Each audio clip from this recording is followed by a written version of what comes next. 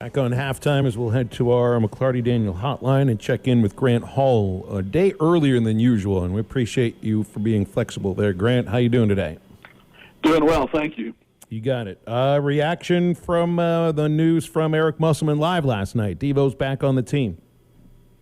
Yeah, it wasn't a surprise. I mean, someone had told me a week or so ago that he would be back with the team, and I think it's interesting. You know, Phil, I saw a comment from Gino Auriemma today that I kind of like to get into a little bit. He said coaches get into coaching to have these relationships with players, and as that's disappearing somewhat, maybe so is the fun of coaching. Some players feel like they owe you nothing, and you owe them everything.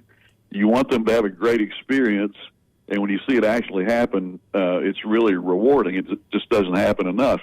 I can well imagine that when Eric Musselman talked with Devo on Sunday and then lifted weights with him and then enjoyed him having a good practice yesterday, that's one of the rewarding moments in coaching, But it's, and it's interesting that I'm quoting Gino here because I don't know that Sailor Poffenbarger, for example, would share, this. I mean, I don't think she had a positive experience under Gino at Connecticut, put it that way. And she's doing great at Arkansas. So it's just, man, I think with NIL and everything that's going on in college today, it's so different, so completely different from years ago. And coaches have to adjust and players have to adjust. And we're just kind of, we're living through it right now. Yeah, we are kind of learning as it goes. It's been kind of an emotional turn for this basketball team and kind of ups and downs and a lot more downs than ups. What do you think anything can be salvaged, Grant? Do you think with Devo back, and I don't know about what Brazil's doing, but do you think there's anything they can do and maybe win 5 of their last 9 and get a chance to go to the NIT?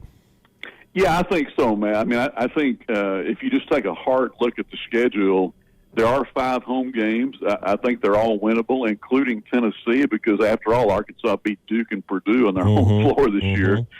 And then the road games are pretty daunting. I mean, at Mississippi State, which has played well this year, at Texas A&M, at Kentucky, and at Alabama.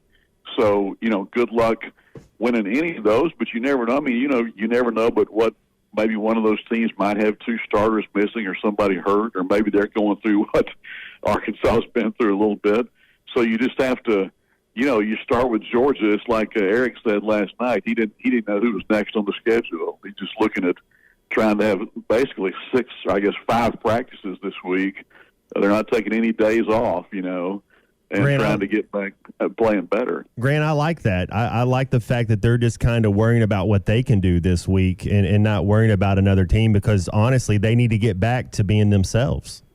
Yeah, and they have it within their mathematical power to do this thing. I mean, I guess if you went 7-2 from here on, that'd be 18-13, maybe win a couple in the tournament. I mean, it's highly unlikely, but maybe we haven't seen. What if they start playing like they did against Purdue and Duke again? Who knows? So you just never know in sports. It's just. I think a lot of it's been a chemistry issue. There clearly are a lot of problems on this team. Like Bob Holt wrote today about they're the worst 3-point defending team in the conference, and they led the nation. I think that in Eric's first year. So, you got to just. Yeah, you just got to put everything into beating Georgia on Saturday and trying to build off that. The way the women's team is playing right now, they have the best chance of making it to the tournament out of either of the 2 teams. And right now, you look at bracketology and whatever that means, they're on the bubble, But I feel if you finish over 500 in this league, then you should get a bid. The thing, though, is, and it would be the same thing that could drag down Arkansas in the men's side, if they were on that bubble, home losses to non-conference teams, and sometimes we forget about that. The Greensboro loss, that hurts. That hurts your resume. The UAPB loss for the women's team really hurts their resume. That's why their RPI is where it is instead of where you would think it would be for a team that is over 500 in the SEC. So.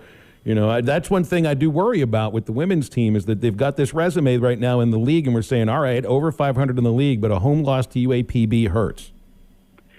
Yeah, that's been a pretty reliable indicator through the years, Phil. You're right about the SEC, but the league is a little bit down this year after the top two. Everyone knows how good South Carolina is. The LSU's been good, so they've got work to do. I think winning at Florida would be huge this week. Those in some ways, Phil, I think they played better on the road at times than at home. We were talking about that at halftime the other day when it didn't look so good against Alabama, and then they came out and had that amazing third quarter where they outscored them by 20. I think I said the wrong opponent, didn't I, a minute ago? But anyway, that was just a weird game all in all, and Arkansas held on to win it. So, they were down. What did the men trail 8 or 9 minutes into the game against LSU? It was double digits, right? Yeah, at the 11-minute mark, we were down 13 points. Women's team's down 11 after the first quarter against Auburn the other day. There's a difference here in buy-in for both teams right now. They scout about as well as any team does in the SEC. That's one of the strengths of Eric Musselman's coaching staff. So it's either like they're not listening or not paying attention or don't care.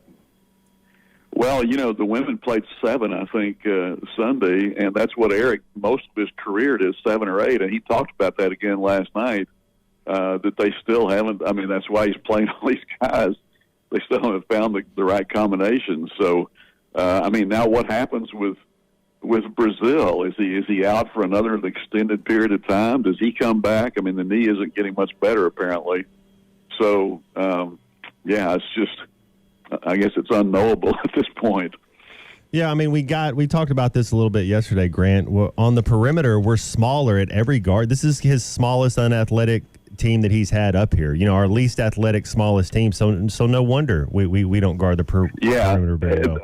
That's a good point, Matt. And he again said last night, talking about going and getting, because somebody asked about recruiting, and they've got 2 coming in, I think, so far. But he said going after 6, 7 guys, and he even mentioned by name. He mentioned Audice Toney and Stanley Amude, and guys of that size. I can remember as long ago as when Nolan Richardson coached here. And someone had told me about a kid that was 6 feet or something somewhere, and Nolan basically said, we're looking for 6'4" guards, and that's a long time ago. So, and here's another one about that. Yesterday, I was counting during the baseball luncheon. By the way, it was an overflow crowd. They had to bring in tables. People are so looking forward to something that's successful, But on that roster of 43 guys, Phil, 33 of them are 6'1" or taller. And a lot, on up to 6'2", 3, 4, 5, and 6, and like that. And David, he said that the game's getting bigger.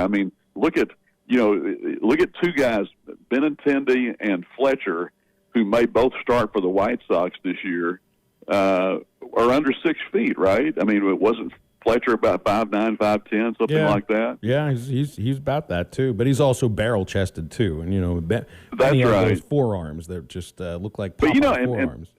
Back when the bunt was part of baseball still, and, guys like that, a long time ago, Richie Ashburn led off for a long time. You and I could go on and on about this, but players are getting bigger in baseball. Richie Ashburn handed me my first foul ball, Grant. I was like 4 months. Really? I was 4 months old. It was a Pirates-Phillies game. My parents took me to the game at Three Rivers. Ashburn, of course, he was on the Phillies broadcast crew for a long time. And we were sitting up in an empty TV booth. Ball flies it past through our booth into the hallway. My father reaches down. Richie Ashburn hands down. He's the Hall of Famer. He got to it first. He gave me the ball. I probably threw it away at some point or drooled on it since I was 4 months. Did you ever see a little bit? Yeah. About that, yeah. Did you ever see Shibe Park in Philadelphia? I actually saw a game there one time. No, I'm not that old. I'm not quite at that age. Give me a thought on Arkansas baseball, though. We are 10 days away. We know pitching is the strength. What is there anything you see potentially as a weakness? No, they seem to be loaded. They have a lot of guys with power. They have a deep pitching staff. Now, last year Dave pointed out yesterday that they had 10 major injuries, I think. And so, as he said, they had kind of run out of gas, or were running out of gas for the regional. So, you hope the team can stay healthy. And there are a couple of guys now that, like Bobby didn't pitch yesterday because of kind of a hamstring lingering thing. But, I haven't seen him too much, but I've seen enough to see this power. I really like Wilmsmeyer. I like his defense in center field. He made just an amazing shoestring catch last week, and they're hoping he can hit, enough to for that to be another big asset for this team. But, I could go player by player, kind of like Dave did yesterday, and it all sounds great before the season. But as he pointed out, to win 4 of the last 5 SEC West, and this is the last year for that, by the way. So, but 2 of the last 3 SEC titles, he thinks really. He said yesterday it's harder to win an SEC than it is the College World Series, actually. So that's pretty interesting. Oh, yeah, because you have to play every day just about. Do you think they run out of energy a little bit, Phil? Do you think maybe they get that's a grind. You saw the Golden State Warriors beat the Chicago Bulls record, and Coach even came out and said, man, we didn't have it when the playoffs got here. Do you think there's any truth to that? I think last year you could have. There's something to be said about that. It's weird, though. It's like, you would think a team that has to go on the road for almost a full month and didn't have a great regular season wouldn't make it to Omaha, but the team in 2022 did. And they were on the road for a whole month in June. It's so odd to think about that sometimes. And like 2021 was this year where they're number 1 all season, so there's the pressure of being number 1 and playing in your home ballpark. The thing, though, is you have to take a step back, and it's something you just mentioned, Grant, at least the perspective of this. And this is another reason why you go in with these other 2 teams that we talk about so much not living up to the potential. Arkansas baseball just about always does live up to the expectations and the potential. For these last 6 years, you really have to – I want to have perspective about these 6 years, and this will be the 7th year of this stretch. The consistent amount of success in this league is amazing. Yeah, especially with 23 new players this year, I think, and I think he said there were 26 last year. So you're talking about more than half of the previous. So, you're rebuilding it every year, and you always have to have that chemistry. But Wagner told us a week or so ago that this was the best chemistry team, and he's been on this is his 6th year of college baseball, so he knows it, and hopefully that'll carry this team. Grant, we'll leave it there. I appreciate your time. Thanks for coming on Grant, early. Real quick, who wins the Super Bowl? We got 20 seconds. Oh, man. San Francisco favored by 1.5. Is that okay? I'm going to say McCaffrey trumps Mahomes. I like it. How about that? I like it. I like it. Thank you. All Thanks, right. Grant. I actually think I'm starting to feel the same way about that. The more talented roster. Yeah. Well, it also depends upon something you've hit on. If you're Spags and you're Kansas City's defense and you've been really good, who is it you're trying to take away? Now, I don't know. You take somebody away, they got 2 or 3 other weapons that are ready to go. By the way, there is a finale to that Richie Ashburn story. It would have been 19 years after he gave me that ball. I did stats for a broadcast that he was working for the Phillies when I interned for the Pirates. Nice. Told him about him giving me that ball, and then I apologized for biting it. BetOnline is your #1 source for all your betting needs. Get the latest odds, lines, and matchup reports for baseball, boxing, golf, and more. BetOnline continues to be the fastest and easiest way to place your wagers, including live betting and your favorite casino and card games available to play right from your phone. Head to the website or use your mobile device to sign up today and get in on the action. Remember to use our promo code BELIEVE, that's BLEAV, for your 50% welcome bonus on your first deposit. Bet online, where the game starts.